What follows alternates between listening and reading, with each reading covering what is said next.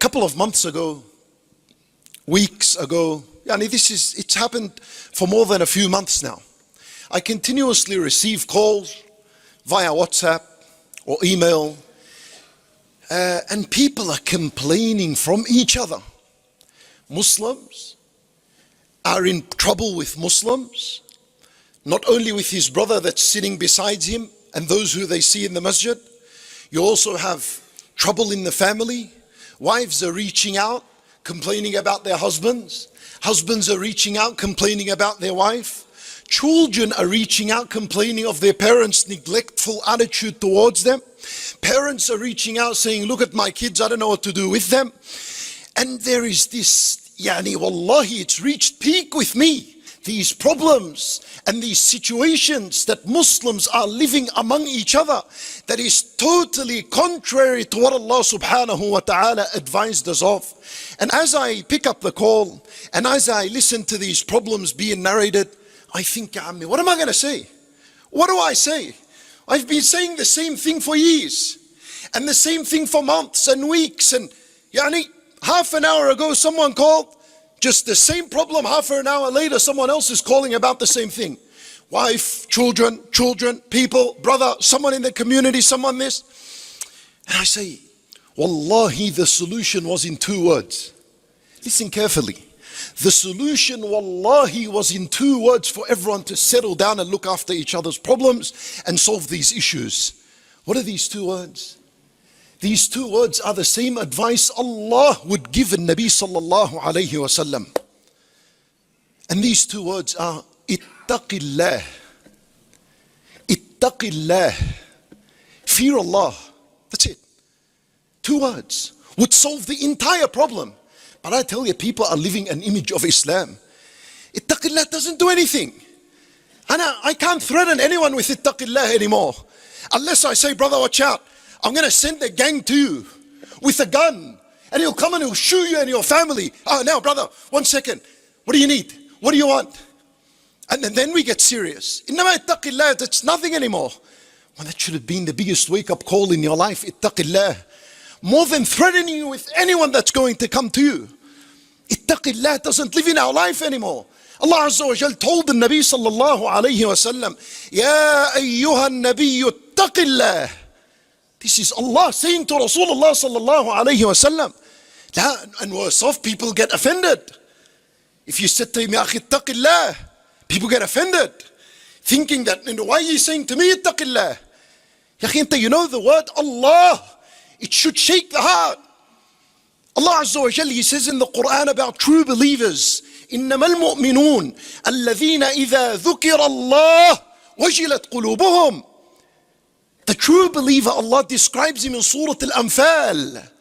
He says the true believer is the one, إِذَا ذُكِرَ اللَّهُ. If the name Allah was mentioned, وَجِلَتْ قُلُوبُهُمْ. The heart trembles, it shakes. You're telling me, ittaqillah, please, what have I done wrong? Tell me, what do you need? What's the advice? How can I reform now, before it's too late? That's the attitude. And then you say, ittaqillah. This is the state of the people today. Ittaqillah has no benefit. Why has it become like this? To the point where I say, ittaqillah, is it going to work with this person or not? A'udhu billah. What's wrong? Come back to the word, ittaqillah. When Allah described the kafir in the Quran, al-kafir, the one who doesn't even accept to make a sajda to Allah. When Allah described him in the Quran, you know what He said about him? He said, وَإِذَا ذُكِرَ اللَّهُ وَحْدَهُ اشْمَأَزَّتْ قُلُوبُ الَّذِينَ لَا يُؤْمِنُونَ بِالْآخِرَةِ وَإِذَا ذُكِرَ الَّذِينَ مِن دُونِهِ إِذَا هُمْ يَسْتَبْشِرُونَ. Al-kafir has been described exactly opposite to the believer. وَإِذَا ذُكِرَ اللَّهُ وَحْدَهُ. If the name of Allah was mentioned alone to a disbeliever, اشْمَأَزَّتْ قُلُوبُ الَّذِينَ لَا يُؤْمِنُونَ بِالْآخِرَةِ. You see this word, اشْمَأَزَّتْ? Look, you don't even know what it means, but it already just sounds nasty. It just sounds heavy, it sounds difficult. Something is going on. That's exactly with the kafir. That's how Allah described his heart. When he hears the word Allah, ishma'azzat, it gets frustrated. It gets frustrated with the name Allah. When Allah Azza wa Jal described now the munafiq in the Quran, and I've given you the mu'min, the kafir, let's see how the munafiq is described when he used the word ittaqillah. Here clearly in Surah Al-Baqarah Allah says, وَإِذَا قِيلَ لَهُ اتَّقِ اللَّهِ. You see that? You see that? If a munafiq was told, ittaqillah, Allah is saying, and when it is told to him, ittaqillah, you know what happens? Allah describes what happens to him. أَخَذَتْهُ الْعِزَّةُ بِالْإِثْمِ. Allahu Akbar. Well, people don't fear Allah. أَخَذَتْهُ الْعِزَّةُ بِالْإِثْمِ. Yani, his pride overtakes. His pride overtakes him. And he begins to commit more sins. This is what أَخَذَتْهُ الْعِزَّةُ بِالْإِثْمِ means. Means when I say to him, ittaqillah, pride begins to boil up in his heart, and then it overtakes him altogether, and his attitude and his personality and his corrupt behavior begins to come out, and it just causes him to do more sin and more sin and more sin. There are people like that. He listens to music, you say to him, ittaqillah, he puts it up. هذا أخذته العزة بالإثم. Instead of turning it off and saying, Jazakallahu khaira, puts it up.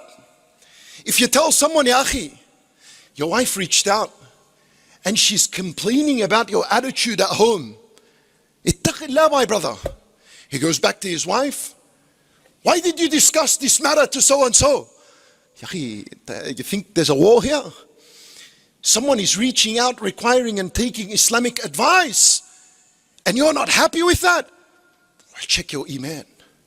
Check the state of iman that is inside of you. Wallahi, my brothers, the days are limited on earth. They are limited on earth. Most of us have passed the halfway mark already. Already we've passed the halfway mark. There's only a little bit left. A few more steps and there's the grave. And then everything you've heard, you're going to wish you implemented some of it.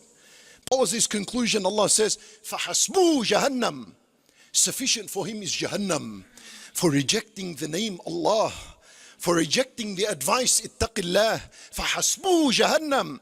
وَلَا بِئْسَ الْمِهَادِ. What a horrible place it is to be. Don't give me anything else. Now just teach me, how do I ittaqillah in this matter? Take the advice on board and go implement. وَإِذَا قِيلَ لَهُ اتَّقِ اللَّهِ أَخَذَتْهُ الْعِزَّةُ بِالْإِثْمِ. My brothers in Islam, imagine the Nabi sallallahu alayhi wasallam was among us. And he specifically came to you after a complaint he received from someone. And he said to you, reform with your brother. Apologize to him. Go back to your wife, apologize to her. Wife, go back to your husband, apologize to him. You do it. If the Nabi sallallahu alayhi wasallam told you that, wallahi, you do it. And it's a proper iman, you do it. And you would not argue. But what's the difference now? What's the difference? Yeah, Nabi sallallahu alayhi wasallam is not among us. Allah says, run freely around and do what you want. Just like little kids in a house. When the parents are gone, you've got a bit of freedom, do what you want.